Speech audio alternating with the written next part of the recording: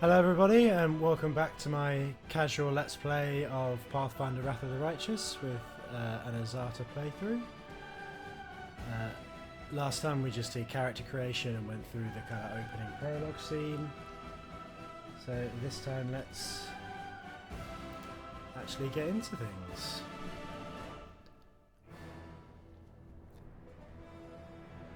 Excited to get going.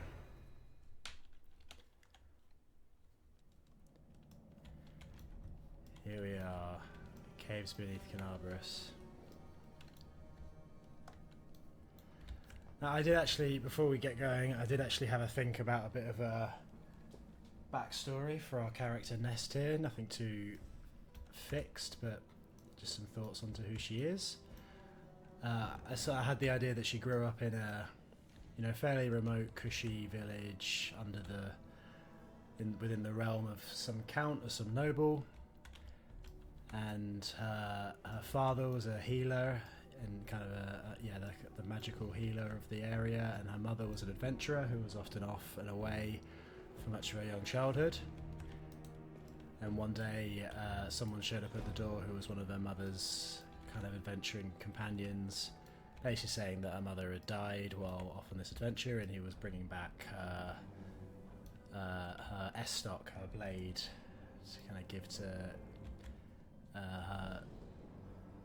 Nest's father and the young Nest. And at that point, so Nest's father tried to kind of teach her things about healing magic, but she found that sort of stuff much too boring and was geared more towards, creating fire and lights and doing more cool stuff that she perceived from the magic users she's seen growing up. And also she took her mother's S-stock from a young age and was off learning how to do it, kind of on her own. That went on for a while, and eventually as she kind of hit late teenage years, she was required to actually go off and start doing something. She figured, oh, mind your head, Nest.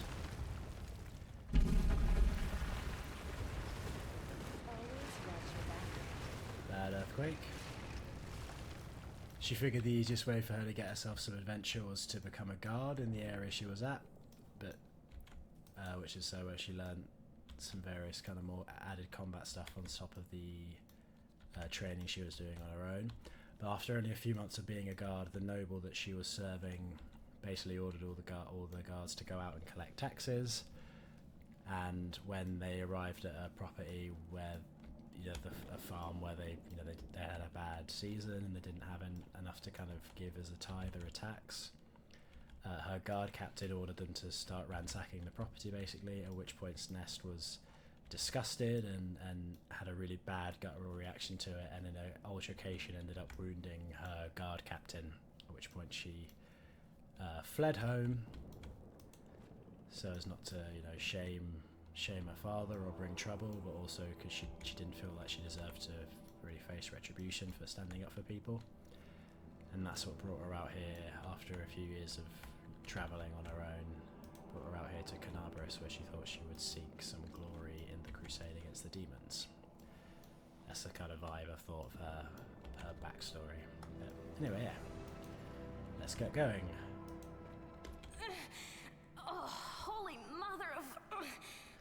A small woman with messy brown hair winces in pain, uttering a stream of curses through clenched teeth. She is pinned to the ground by a couple of weighty boulders. Hey, stay with me. You actually got pretty lucky. You fell down into a black hole. But at least you're not on your own. You've got a great companion. Everything's going to be just fine. Tell me something. Can you feel your legs? The young woman in knight's armor studies the rocks intently, clearly trying to work out how to move them. I feel them all right. When say no to a little less feeling in them. My ankle's killing me, but my back seems to still be in one piece. My head, too. That's good. That's all that matters.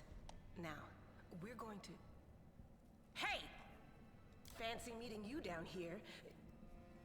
You're the one that Terendelev healed today, right? You aren't injured, are you? Will you help me get her out from under the boulders?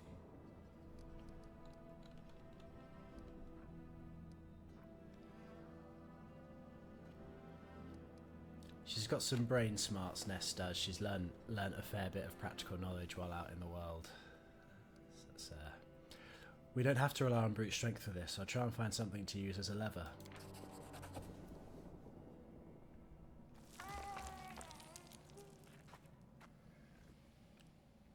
Success! You quickly find some suitable sticks and you free the wounded woman from the rubble without even breaking a sweat. Look at you! It's good to meet someone who uses brains first and brawn second. Damn it all. I think it's broken. Oh well, I've had worse. I'll just make myself a splint out of something. Thanks for the help. I wouldn't have lasted long on my own stuck under there. I'm Anevia Tirabade, of the Eagle Watch. I was overseeing security at the festival square. I thought maybe spies or demon worshippers might have something nasty planned. What actually happened, though, now that I did not see coming. I don't think anyone could have been prepared for that. Well, I'm Sela, paladin by the grace of Iomade. I crossed the whole continent to come to Mendev and fight demons. And well, I've been fighting for a while now. Nice bit of introduction. I don't even want to Sela. think what might be happening up there in the city. Canabres has lost the protection of Terendelev, and of the Wardstone too, looks like.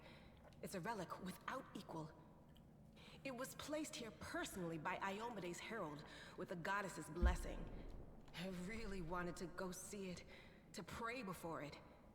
But there's no point worrying about a stone when there are people dying in the streets. That's some nice exposition, Sela. Thank you. Yeah, things are looking grim enough, but don't lose heart. Wardstone or no, dragon or no, Canabres will never give in. Simple as. Well, we've introduced ourselves. What about you? Came here to fight the Abyss. I'm a scholar. One person's warrior is another person's opportunity. Nah, not that one. My name's Nest. I came here to fight the Abyss. Crusader! Welcome, sister. This is great. I would have been happy to have any companion in this, but it's nice to be stuck down here with somebody who's my kind of crazy. Yeah, crazy. It's a good thing you've still got your faith. Because right now, to be totally honest, faith's probably the only thing we do have. Now then, I'll hobble my way out of here somehow. The city ain't far, only 30 paces or so. That's if you're going straight up, of course. I'm afraid we're gonna have to go the long way round. To summarize, there are 3 of us with 5 working legs, 3 pairs of decent hands, 2 clear heads, and 1 made of wood. That's mine. How dare you. Underground Oh, monsters you meant yourself. beware! That's fine then. Anevia, you stay behind us. You're in no fit state to fight. If we do come up against anything, the 2 of us will try to manage on our own first. Well, onward! May the good deities lead us back to the open sky soon.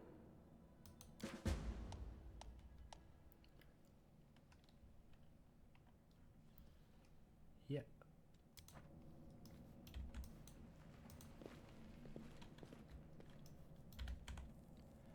Alright, let's go exploring.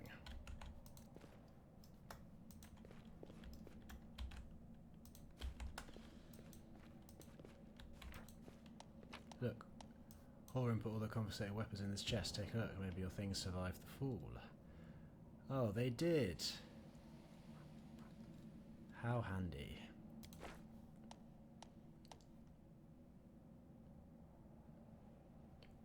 Whenever a character holds a weapon with one hand and leaves their other hand free, you can switch the grip by clicking the button that appears next to the weapon set. A single sword on the button indicates the character is holding the weapon with one hand. I think we'll be... While your character wields a one-handed weapon with both hands in melee combat, you add 1-1 over 2 times the character's strength. Well, we have no strength bonus. That doesn't really mean much. But we will equip the Cold Iron S-Stock. And in our head canon, this is Nest's mother's old blade.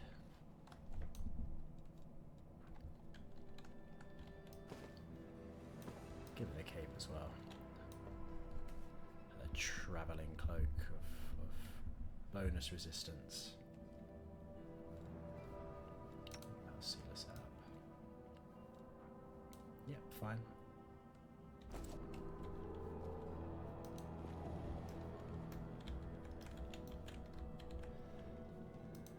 Oh, I've just been playing Baldur's Gate 3 and I'm used to pressing Alt to kind of highlight things, and this is Tab.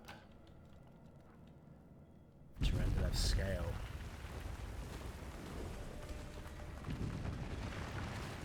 We haven't got characters dying, so it's just an aesthetic thing. Not really that useful. What were you doing, madam? Who's there? The fine apparel of this young half-elf woman is torn and stained with blood, dust, and dirt.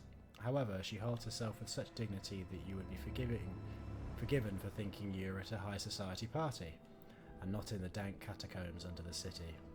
Her fingers grip her rapier hilt with confidence, ready to draw it at a moment's notice. At her feet lies a dead body, so mutilated that at first glance it's hard to tell if it's animal or human. How did that happen? Relax, friend.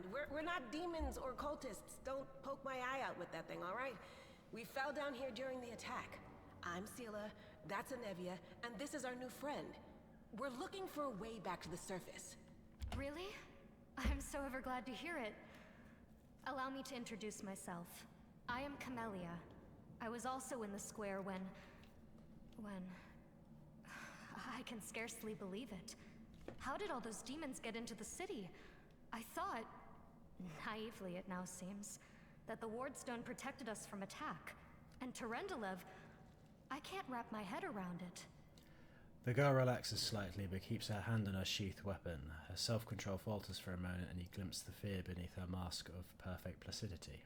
She licks her lips nervously. Not many could withstand a strike from a demon lord. Tell me more about yourself. What happened to this poor man? Who is he? I don't know. He must have been in the square when disaster struck. I tried to revive him, but he was already dead, sadly. How sad. He didn't get these wounds from the fall. Be on your guard. Whatever killed him likely hasn't gone far. Your head's not made of wood, Sela. Hang on. I think I know him. His name's Aravashniel, the egghead from the library. He was a good lad, even if he was kind of stuck up. May his soul rest in peace. Tell me more about you, mysterious lady. Who am I? Just an ordinary citizen who decided to take a stroll through the square on the day of the festival. But that's not what you wish to know, is it? You most likely wish to know whether I'll be a burden should you ask me to join your group. That's exactly what I wanted to know. No need to worry about that. I can assure you that I am skilled with a rapier, and I also possess some knowledge of magic. She touches the polished snake skull amulet that hangs around her neck. Not many could withstand a strike from a demon lord, not even Terendelev, who I I can't just argue met. with that. We're fortunate to be alive, albeit underground. Daskari himself has come to Canabras. There's no mistaking that ugly mug. Terendelev tried to fight him, but what could she do against a near deity? Even the Wardstone was no help. Our city used to be protected by powerful forces, but now... Aniva shakes her head. We've seen how powerless they truly are. Henceforth, we shall have no one but ourselves to rely on, I suppose. Do you want to join us? Certainly. Survivors should stick together. It's only sensible. Who knows what else could be prowling about in these caves? We need to keep moving. There must be a way back to the surface somewhere around here. That's right. It would be the height of foolishness to survive a demon attack only to perish under a pile of rubble. Let's see if this poor bloke has anything useful on him. Not to sound like a heartless brigand or nothing, but we kinda need all the supplies we can get right now.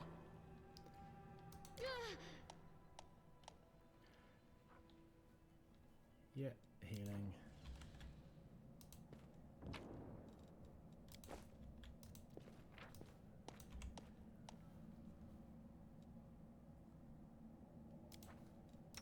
Hesitation is a waste of time. Might as well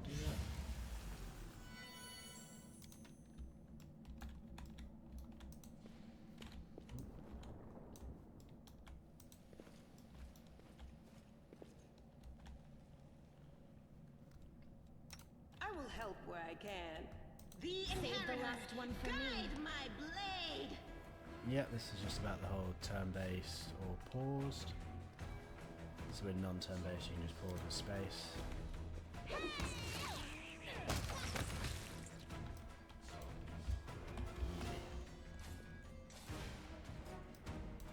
Careful now. I can hardly brag. I'm not on an especially hard difficulty.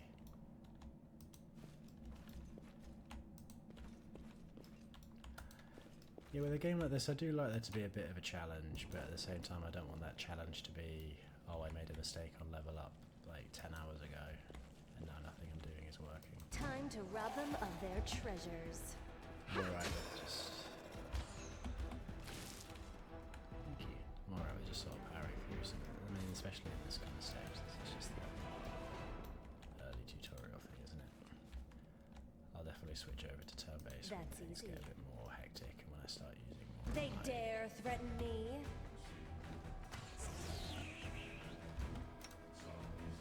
I start using more of my powers. I think I'll just have that turned off. That's the, yeah, that's the one that's kind of using my spell in the offhand.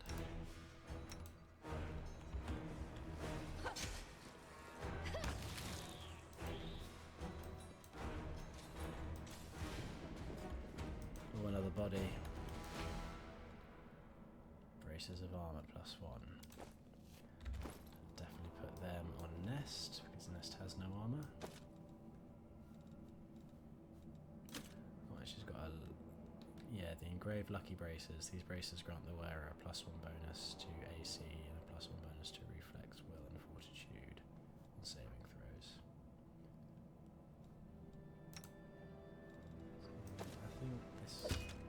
Yeah, it clashes with armor. So it has got me actually wearing armor from the start. What's the spell?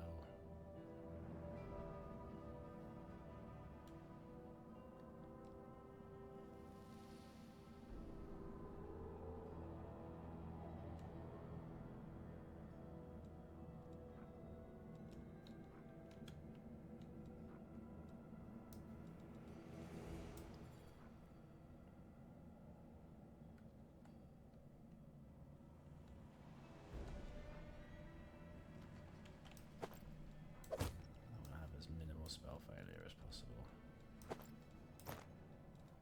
Yeah, I think at the moment we're not going to wear armor. Because the class isn't really meant to anyway, is it?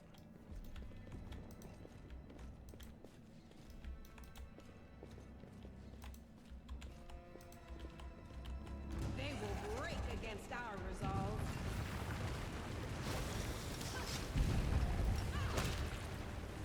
Cover me!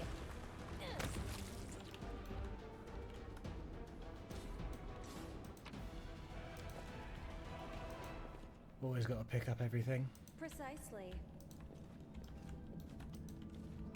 I do want to maybe Do I not can fear. raise it. Do not Just get a bit higher. waver. Stab their backs. Yeah, yeah. Smallest liver's a bit bigger though, isn't he? I'll put fighting defense. The light as well. take you.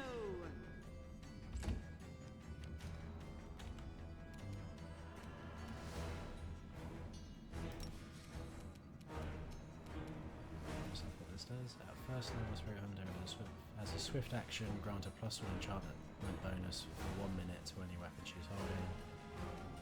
That goes up for every few levels. So yeah, it's just I'll cut you wide open! I'll loot your corpse. yeah. I always have the upper hand.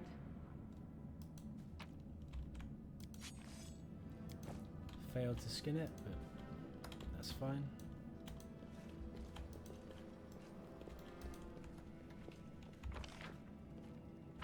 Explored everywhere. Hello? No, I can't just walk away. It's got to be here somewhere. You struggle to make out the man's features in the gloom. As soon as he steps into the circle of light, however, you realise that you having never encountered a creature like this before. The stranger looks like the work of a vivisectionist who attempted to stitch together a lizard and a man. He does. Wenduok! The man notices you and freezes. The curled horn protruding from his head casts a malevolent shadow on the cave wall. Lan, did you find it? Who is that? The woman looks just as strange as her companion, like a cross between a cat and a spider. It's a horrifying combination. When she catches sight of you, she immediately drops into a fighting stance. Her movements reveal the lethal grace of a wild predator. The do-gooders here to save our mongrel souls, no doubt. Wait. They might know what's going on up there. Demons are laying waste to If things are as bad as Canabras. you say, then we all have to hurry. You didn't come from the direction of the shield maze. Damn it. I couldn't care less about what's happening on the surface, but the maze. I realize that you guys have your own troubles, but we need to be in Canabras. People are dying up there. Please, show us the way out. Who are you? Tieflings? Tieflings are the descendants of people who sullied themselves by mating with demons. Our ancestors would never sink that low. We are the Underground Crusaders, the children of the Crusades' finest. Sadly, Underground Crusaders is a bit of a mouthful, so people usually just call us mongrels. One of these sounds like an insult. You just love repeating that, don't you, Lan? Mongrels. That's what the Uplanders call us. But we call ourselves Neathers. No matter what you call us, it's not gonna stop our horns, hooves, or tails from growing. I've never heard of Underground Crusaders before. In Canabras, they're called mongrels. People Oh, yeah, say that Nan they just said come up that. to the surface at night and eat anyone foolish enough to wander alone after midnight. To tell you the truth, I thought you guys were just a tale to tell kids at night. I hope that bit is. That's human gratitude for you. Our forefathers suffered the consequences of demonic corruption, all to protect Mendev and Golarion. And for what? So we could become monsters used to frighten children. Every mongrel has their own take on it. Our chief, for example, thinks of us as something like a reserve military force. He thinks we're standing by until the moment we're needed, and when we emerge on the surface and save the day, all the people will see how good we are, and they'll love us for it. Yeah, he leaves that last part out when he talks about it, of course, but it's easy enough to read between the lines. What is this place? This is the hall where we remember the glory of our forebears. Sorry about the mess. It doesn't usually look like this, trust me. Sometimes we even wipe the dust off the exhibits. This is where the relics of the first Crusaders are displayed. Our lives are short. Our glories are quickly forgotten. But this place helps us to remember that we are just as worthy as anyone else. And that our lives are not lived in vain. Well said.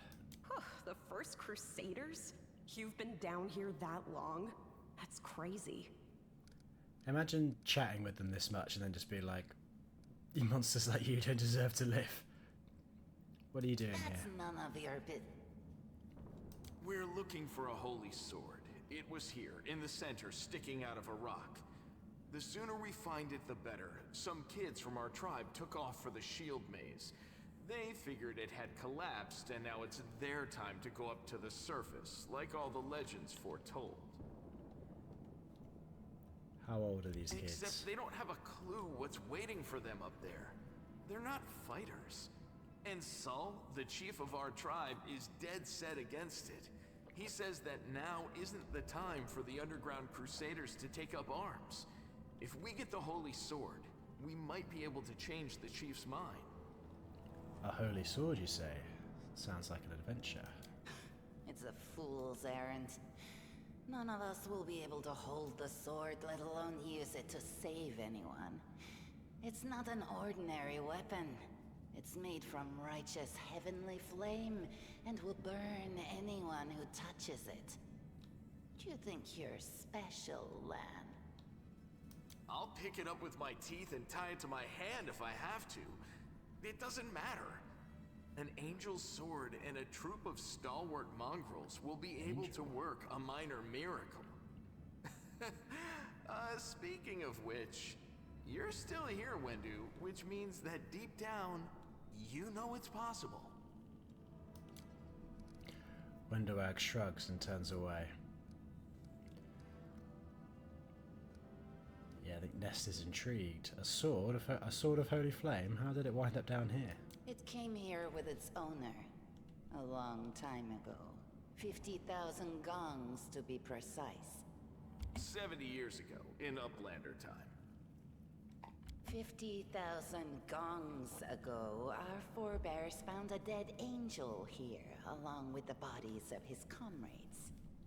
The tribe gave them a dignified burial, and they were laid to rest with their weapons. But the flaming angelic sword was stuck in a rock, and no one was able to pull it out. It burned to the touch, like real fire. So the rock was placed over the angel's grave. It should be here somewhere. Maybe the angel will dig himself out and find the sword for us. That might be our best shot in this chaos. Lan, watch your tongue.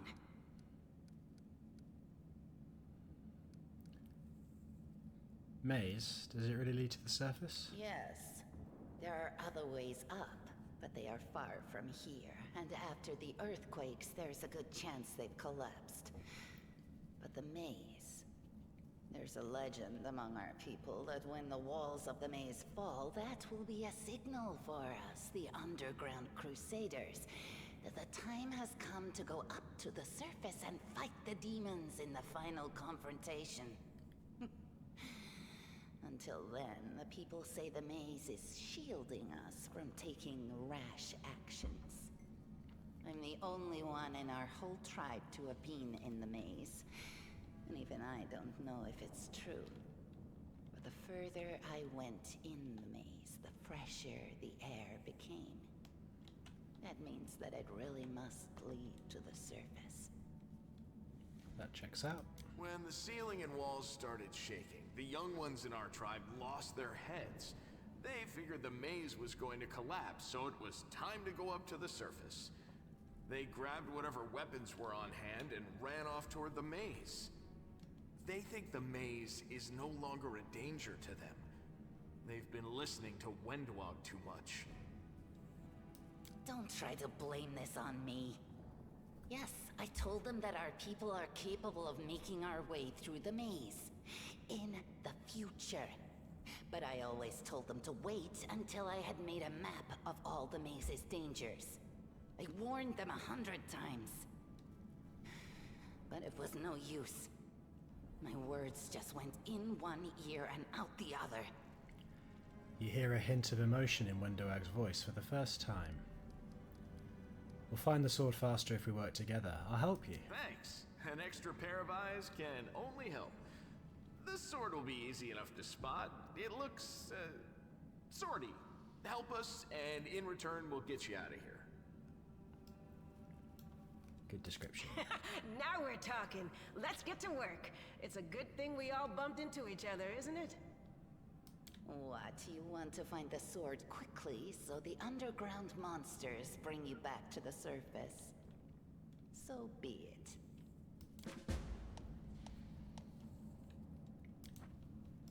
Alright, sword hunting time. I guess now would be a good time to go into some context. This one was beyond me. Statue of an unknown knight. This technique is crude, but the figure was clearly crafted with genuine feeling. So I have played this game a fair bit before, but Something. Now what is I've that? not actually completed it, and it was What's a that while there? ago that I did my last sort of I playthrough of it. found something. The room looks like an improvised museum, or perhaps some kind of temple. I've only done 2 kind of really substantial playthroughs, but the nature of how I've played this kind of means that I'm quite familiar with Act 1 and a fair bit of Act 2, but the further in I go, the less familiar I am. So, if at this point in the game it seems like I know more about what's going on, and that's why.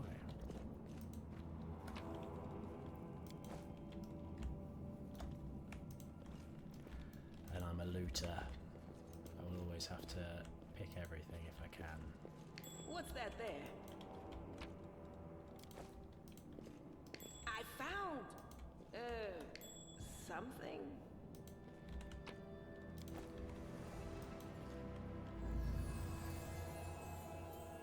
Well, that looks swordy.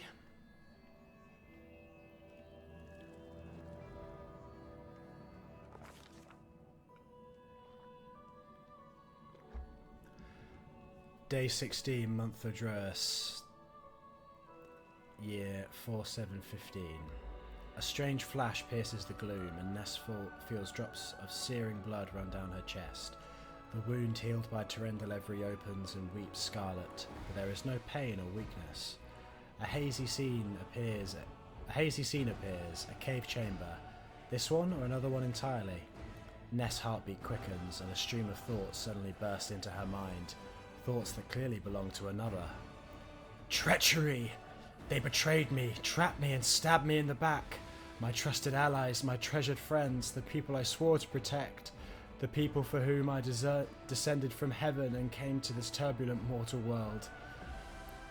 There they are, up ahead, in the gloom of the cave. What are they waiting for? Are they afraid to draw any closer? Do they believe I'm about to die from their treacherous blows? Next to me, a quiet moan. A girl with a golden braid lies on the rocks, clutching her slashed side. She refused to join with the traitors and paid dearly for it. I could have tried to run, but I will not. Whilst I still have strength, I must stand. I must. While recognizing the foreign origin of these thoughts, Nest intuits that she can control them somehow. Let's try to heal the wounded girl. A spark of healing magic illuminates the eerie, murky scene before Nest. The wounded girl opens her eyes and whispers, "Lariel, you said that everything was going to change soon. You said you and the other warriors of Heron would be leaving us on a grand mission to stop the demons forever. Is that true?" The frenzy of foreign thoughts comes faster and faster, like a rushing river. The images flash by one after another. A priestess in colourful robes observing the stars. A young female paladin praying, clutching her glowing sword. A majestic, golden-winged angel gazing into the distance. His face covered by a helmet, but his voice ringing clear. "Only if you're willing, and only if you're ready. There is no going back." "Then don't waste your strength healing me," the girl whispers. "Your mission is more important. You... take care. It is near." There in the vision, the darkness in the cave stirs into motion. Something massive appears from within its depths. A vague shadow, an outline, a nightmare come to life. A wave of odious chirping and rustling emanates from the shadow, the sound piercing like hot irons lancing through flesh and bone. The traitors fall to their knees before the shadow in revert ecstasy, and the wounded girl thrashes in her death throes. The yawning chest wound burns white hot. Nest's head pounds with pain, and it is no longer clear whose pain it is, the person called Lariel who sent this vision, or the one unlucky enough to receive it. Probably won't pass a will check. I might pass a knowledge arcana check.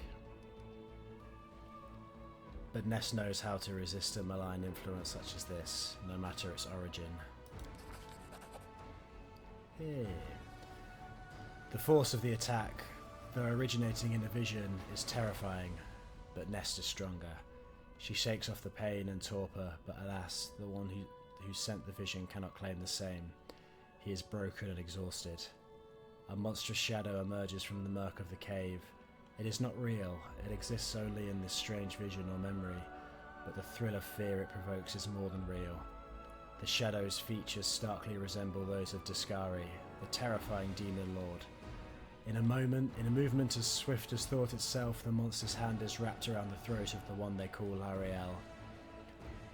The foolish angel struggling on the rocks like a fly with its wings torn off, intones the shadow. Its voice changes as it moves, shifting from a quiet whisper to a sonorous shout, becoming young, then old and quavering. Where is your goddess, angel? Where is her self-assured herald? How is it that you are dying here alone, so far from the light of your heaven? A strange calm envelops the thoughts of the one called L'Ariel. He recognizes who stands before him, and he knows that he will never bow down before this enemy. The flaming sword flares to life in his hands, bright, pure, flickering with multicolored sparks like a sunbeam through stained glass. Slash! The blade slices through the demonic creature's flesh, and the monster recoils with a howl, releasing his grip on L'Ariel's throat.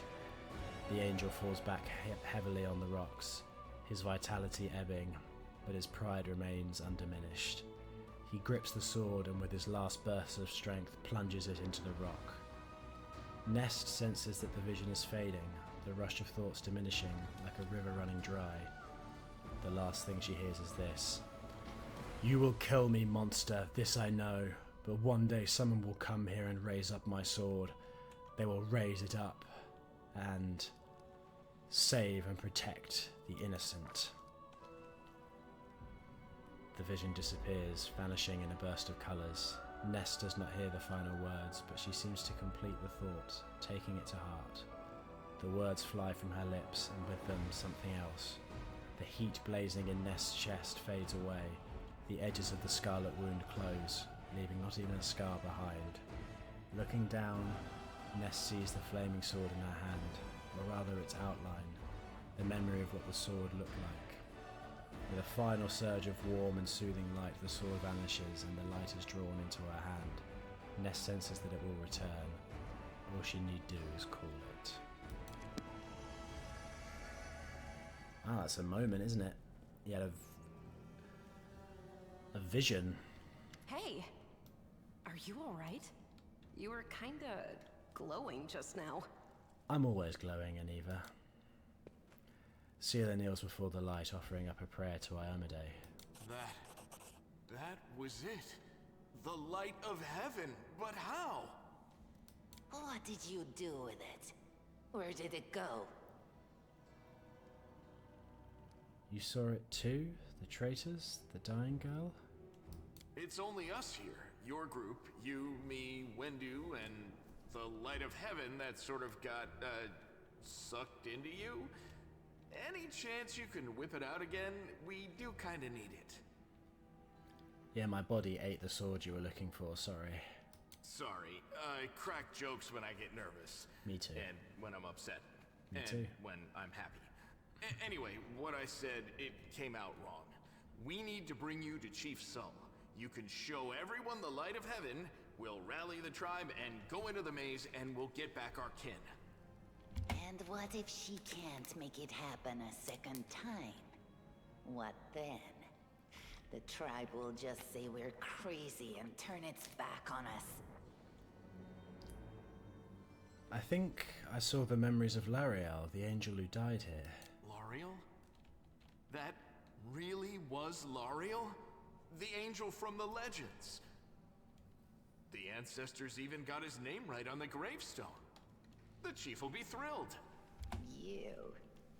Thousands of gongs and no one's been able to touch it, and now you, an ordinary creature of flesh and blood no different to us, get the sword and start talking about visions.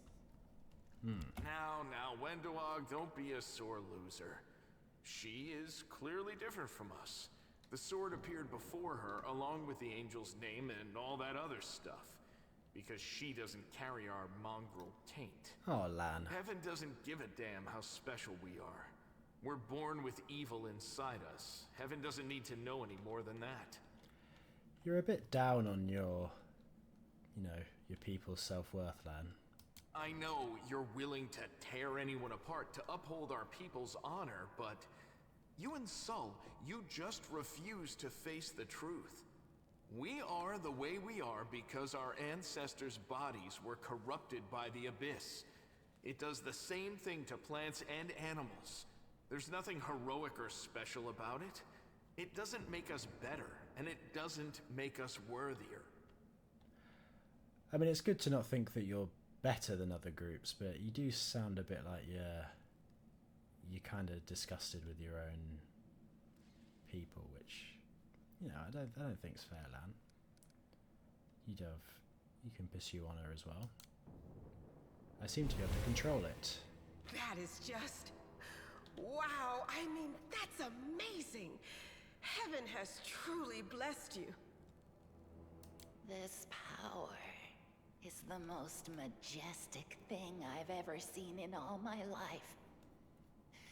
Is this what the sun is like, Lan? Oh, you've never seen the sun, Wendowag. Yes, it's similar. But this light is more... golden? Chief Sol needs to see this.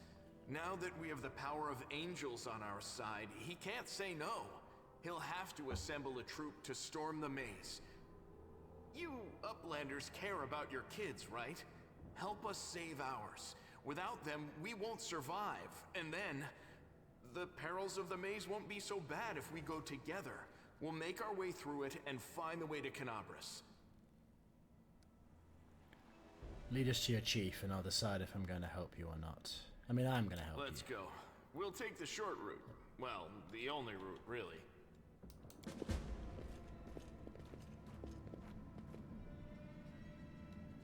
What do we have here? Yeah, skill checks. I don't need these tutorials. I'm the best. Nice.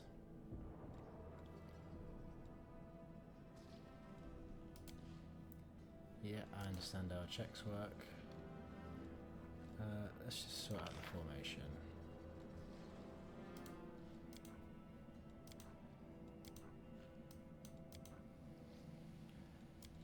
We'll have Sealer up front, with nesting coming either side, and then you guys can be the back line because you're both archers.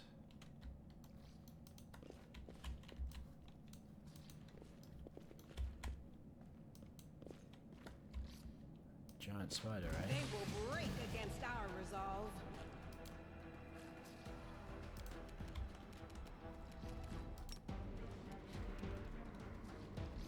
No match for me.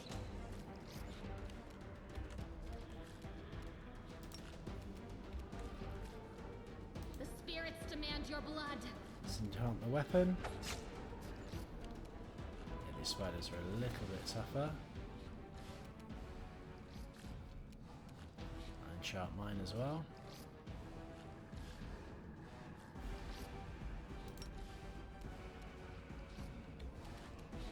Your death awaits. Missed. You've crossed the wrong mongrel.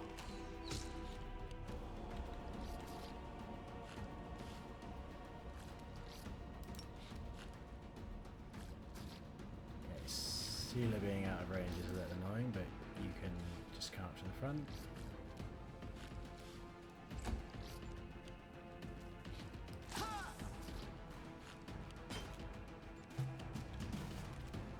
They'll beg me to stop.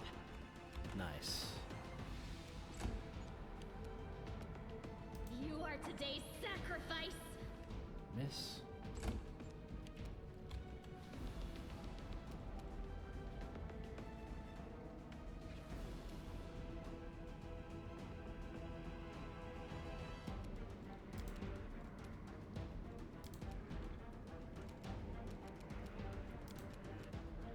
Yeah, that's about right. Cover me. I was just checking if there was a way to add the damage of... But there's no damage to it, so it makes sense that that doesn't work. You won't survive me. Nice shot,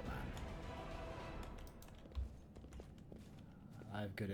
I've seen builds before of kind of good ways to set up Wenderwag so that she's very effective at range, but her kind of base fighter class isn't as effective Always as watch range your as back. Lan's Zen Monk, which is generally pretty good. I mean, loads of guides I've seen for these characters is, well, for their companions involves multi-rolling them. Mongrel did it. For most of them, I'm probably going to just stick with their basic sort of setup. Oh, an Earth Elemental. Okay. I'll bathe in your blood.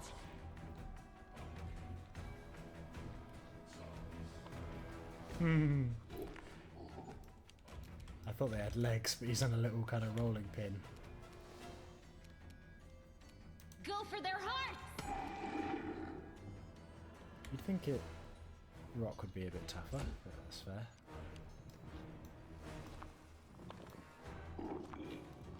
Come on, gravel boy. Have a pop. glory without risk. Yeah, if you're having a pop like that, yeah, you're gonna be fine.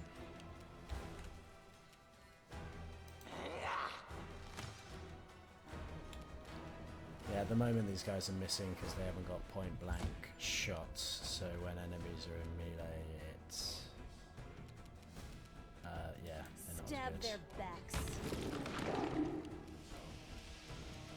Endure this! But Am already has 2 shots with his full standard attack. I'll cut you wide open!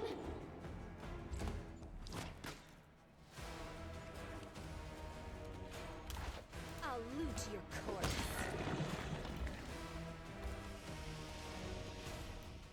Careful now. What's that there? I think it's a body. Lovely. We'll give that to Sealer, because I think it just goes with her class quite well.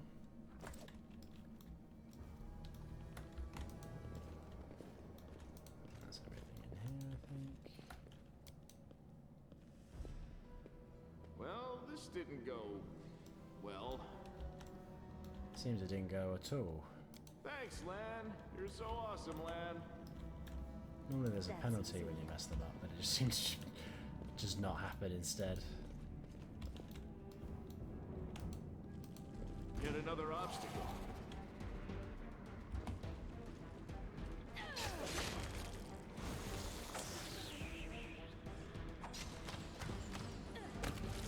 Oh, you're all miles off there.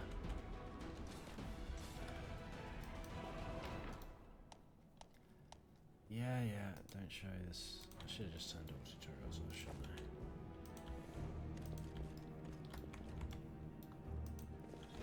I? I wish caves had glowing mushrooms in real life. It'd be a lot more convenient for spelunking if you just had these radiant, massive mushrooms. Found! Oh, We are the light! God. They are the darkness. I don't know why, but big spiders just immediately Make every strike count. make me. But then they go down like that, I know I shouldn't be worried, but No match for me. they look intimidating. I do like that design. Ooh.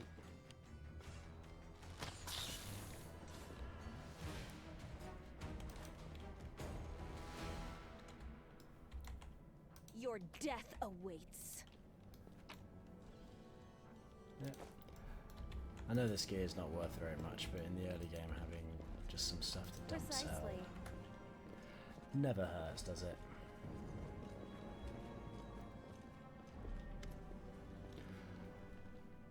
Wendower glances at Lan, who is fixing his slipped bowstring, and quickly walks over to you. Her cat-like eyes glow from beneath her hood. Listen here. You, I don't know who you are or where you're from, but you and I are the only 2 people who see things clearly. That's why I'm asking you. Don't show the light of heaven to Saul.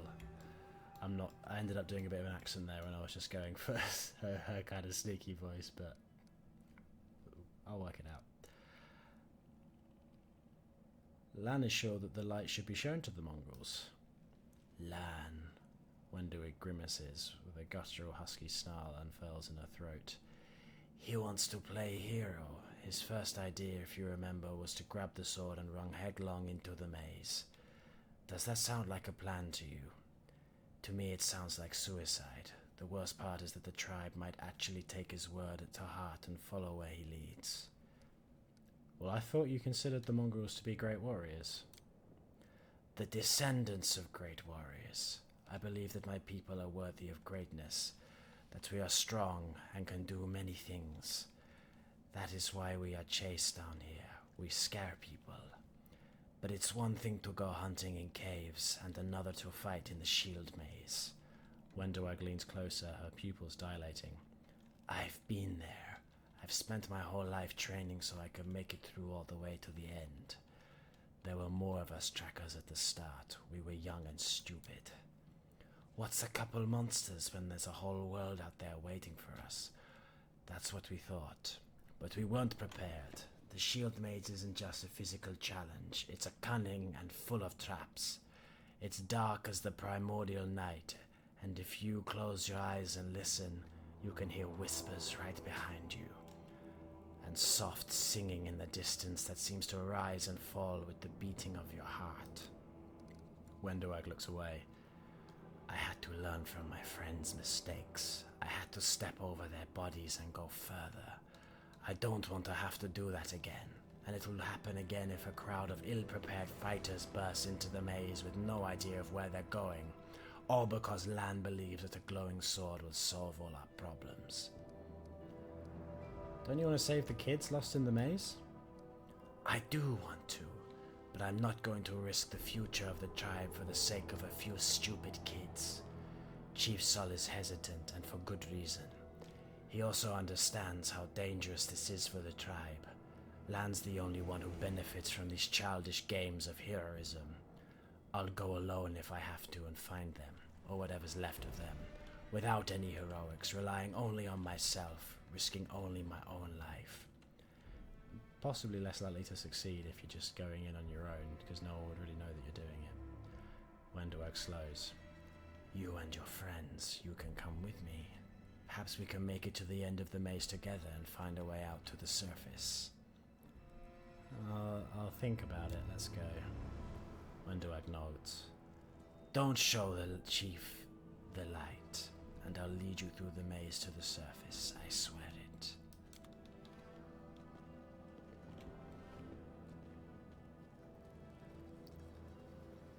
I mean, it's just a somewhat fair sentiment, I guess.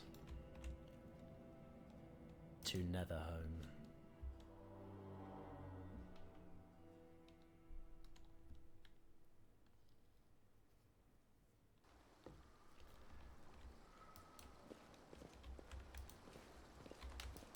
Here we are. We have nothing to feed you. Go to one of the other tribes. Has the maze really collapsed? I have no idea, man. Uplanders, they should have stayed on the surface. They've no business coming down here. Lan and Wendoag are always dragging back trash from the caves. No offense. I mean, a little taken, if I'm being honest. I'm not going to talk to everybody, don't worry.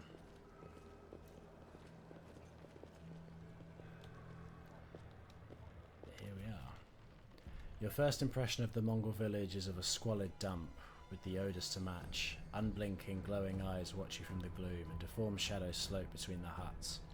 You see some mongrels gutting white eyeless fish, while others are preparing fishing nets. All signs of a normal village life, but tense expectation hangs in the air. Chief Sol, a heavy-set, aged mongrel, slowly shuffles his way towards you. The hair on his head grows in limp, wispy strands, and his face has a distinctively rat-like appearance, with pronounced teeth, and you hear a rattling sound in his chest with every breath he takes. One of his eyes is white, fully scarred by cataracts, while the other gleams with moisture. Uplandeth! End times are upon us, indeed.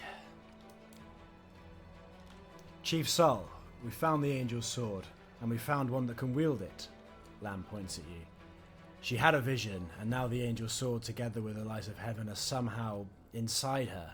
Gather the tribe, anyone that can hold a weapon. The young ones are still alive. We can go save them. Sol raises his hand with ragged, broken fingernails. Ah, Lan. Always dreaming, always talking. You're too hasty. Too hasty for your own good. It's going to get you in trouble. Sol eyes you up and down. An uplander with the light of heaven, that's too good for us. Our kind do have good things happen. Our kind don't have good things happen. There's always a catch. Lan trusts people because he likes to believe, isn't that right, Lan? I'm chief, I don't work on faith. Show the light.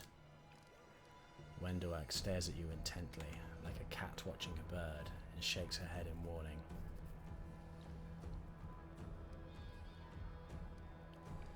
Is there someone else from the surface here? Sol points off to the side. There he is. Hale and Haunty and Prime at the Peacock, just like me. Sol laughs but quickly returns to business. It's not good. Too many uplanders. It's not good. It's not right. What are you up to here? You're not one of us. We're not your kind. When the time comes, we'll come to you, not you to us. Well, this kind of goes against my whole idea for doing chaotic good, but you can throw in a little bit of lawful there. Like if lawful is also just, you know, standardly good, which I think in this case it is, I'm not intending to lie to these people and steal one of their mythological kind of artifacts in the process. Reveal the light of heaven. Lan speaks the truth. The heavenly flame flares to life at your unspoken command, bright, pure, dancing with multicolored sparks like a sunbeam passing through stained glass. The mongrels abandon their tasks and stare, transfixed. The light is bright, but not blinding. It is warm, but its warmth is soul deep. Sol is silent for a while. Tears are streaming down his wide, pale face, but the old man doesn't even care to wipe them away. So it's true. The angel. The light did not forsake us. No. He came back. Back from the dead he came to save our children. Lan gives you a nod of thanks. The scaled half of his face is indifferent, but the human half is visibly relieved, as if he wasn't sure all this time that you would support him. Wendoag hisses at you like an angry cat. See these fishermen, these hunters, these husks of men and women. Their blood will be on your hands. We have the blessing of the angels. We'll survive and help the young tribesmen. Idiot. You see a bright light and now you think even the maze is no match for you? You always think the worst, Wendu. We're not on our own in this anymore. We've got allies. Well, a couple at least, but one good fight is worth 10 bad ones. You have the right of it, Lan. But we're Nethers. We're going to wait. I sent a message to summon all the tribes. It will take time, yes? But they will all come. They will all come for the light. Wait, Lan. Wait, Uplanders. Rest a while in one of our huts. Our home is your home. Alright, Chief. Understood. Let's hope a few hours isn't the difference between life and death for those kids. If they ask me what took us so long, I'll tell them it was your decision. Wendoag only grits her teeth in silence. Right, it's getting a little late here, so I think I'll just finish up, have a look around, and then we'll do leveling up and get started on the next bit next time, I think.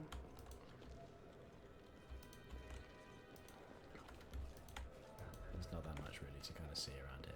Oh yeah, there's this guy. Horgus Gwurb. Ah, a human face at last. And there I thought that I'd be gazing among the twisted visages of these troglodytes for the rest of my life. An elderly man in expensive but not ostentatious clothes approaches you. His face is peppered with several healed cuts and bruises and twisted in an expression of extreme discontent. Allow me to introduce myself. My name is Horgus Gwyrm. Yes, that Gwyrm. You have no doubt heard of me if you've spent any time at all in the city. I have a business proposition for you. Your name tells me nothing, man. Who are you? You truly are freshly arrived in the city, then. You couldn't have picked a worse time, that's for certain. Only just arrived and the city's been razed to rubble. You should know that you are looking at one of the richest and most distinguished men in Canabras. I may not be as well known as certain swaggering loudmouths who spend their lives traipsing from one ball to the next, but the Gwyrm Trading Company is one of the pillars of the city, I'll have you know. Did you see the marquees in the square? I paid for those. Tried any festival delicacies? You have Horgus Gwyrm to thank for that. Well, how did you end up here? For a moment, Horgus's eyes focus on Camilla before his gaze returns to you. Like everyone else, down I went when that accursed beetle cleaved the ground in twain beneath our feet. I'm lucky I didn't break my neck in the fall, and I'm doubly lucky that I didn't encounter any subterranean cockroaches on my blind wanderings and instead came across hunters from this settlement. Although I must say, when I first glimpsed their physiognomies, my life flashed before my very eyes. But they turned out to be decent chaps, frightening to look at, but able to keep a bargain. You don't speak very kindly of mongrels, even though they saved your life. Pah! Kind words are for people with hours to fritter away on pleasantries. Horgus Gwyrm speaks his mind, and he pays for services rendered not with kind words, but with hard coin. I gave the mongrels my dagger in exchange for their help. Its handle is worth more than their whole village. What kind of proposition? I don't think Nest really likes this guy's vibe. I don't know what is happening on the surface right now, but I am determined to find out. You have no intention of seeing out the rest of your days in this village, I suspect. We must find a route back to the surface, to the city, if there's anything left of it. You look like someone who can swing a blade as well as cast a spell. I'm very gratified to see it. A good generalist will be fine company on the way to the surface.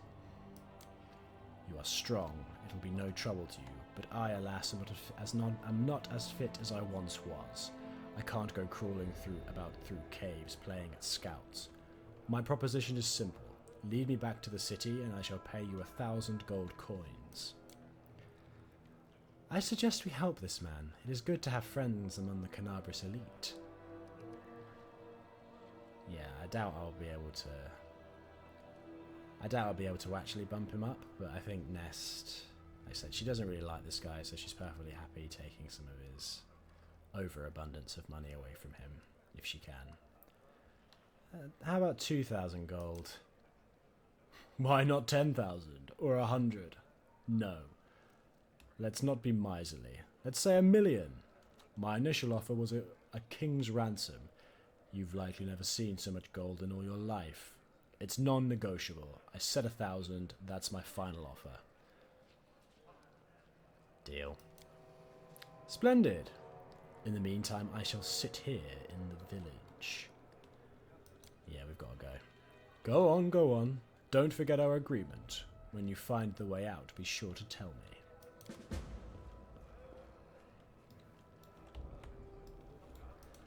What a charming man. Gimme your loot.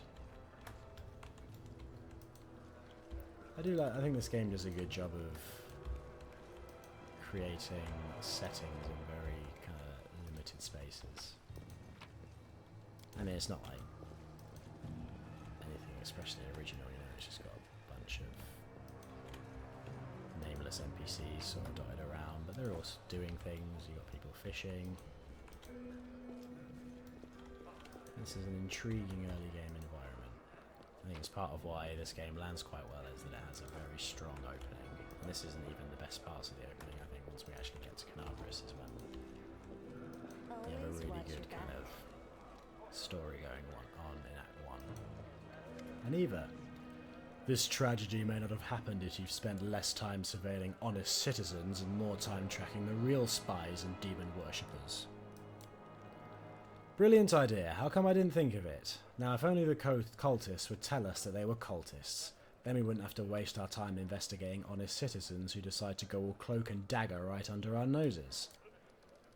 August and Aniva sit at some distance apart, sniping at one another in an idle fashion that testifies to their long acquaintance and mutual dislike.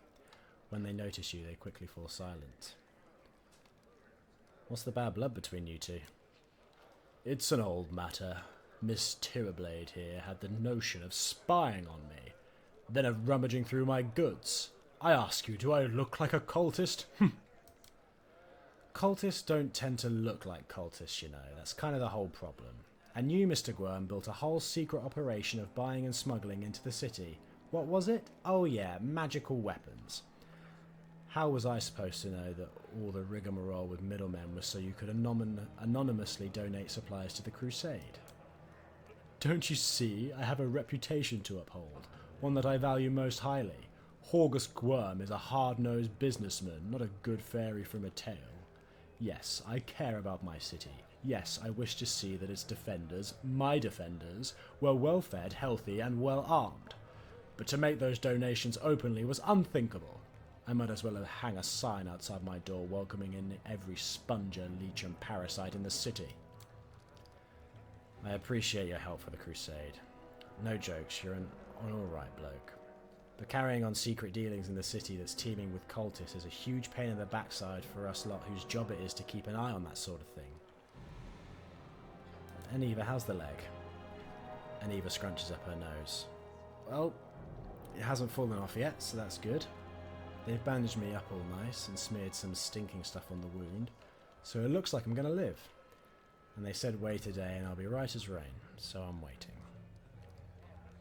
What do you think is happening in the city now? Perhaps the city is no more. If Daskari himself appeared, there's no telling how bad things are. Can you hold off on writing our obituaries just yet? The city's full of fighters, and besides that, it's barely a stone's throw from Nerosian. I think our people will hold on long enough for reinforcements to come from the Queen. This ain't Daskari's home turf. He's going to have to retreat or else fight off a whole Mendevian army.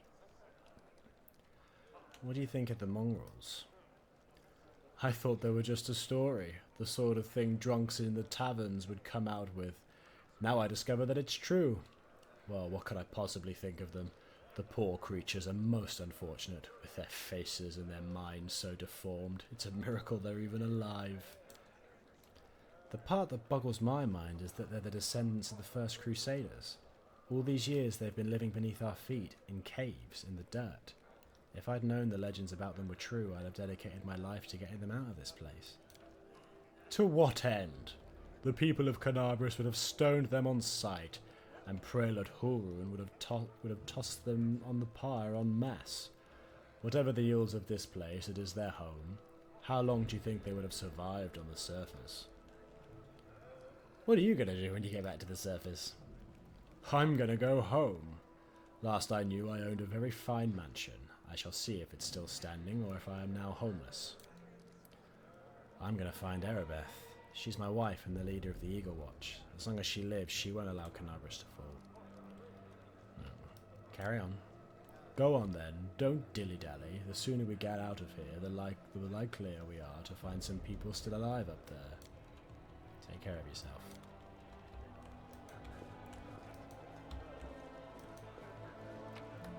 Hey, Uplander, come and see my wares. Tell you what, I'll sell you some of mine. You there, a tall woman with a face deformed by an enormous swelling, smiles broadly at you, showing off her double row of small, sharp teeth. You from the surface, you must be tough to make it all the way here. Never thought I'd see the day. Call me Dyra. Let's trade. Yeah, let's trade. Just dump sell all that. Deal. Give me 95 gold.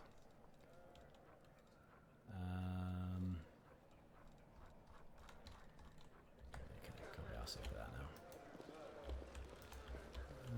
Let's just finish poking my head around a little bit before we rest. As my memory serves, there's nothing really to find here other than this sort of loose junk. But I can't help but be thorough. 'Tis my nature. Yeah. Okay, so I think I will leave it there for today, as I'm pretty tired. When we come back, we will rest and get on with the next bit. I will also do some leveling up when we first come in. But cool, thank you for watching. This has been my relaxed playthrough of Pathfinder Wrath of the Righteous, just going through the opening tutorial area. I will see you guys soon. Bye.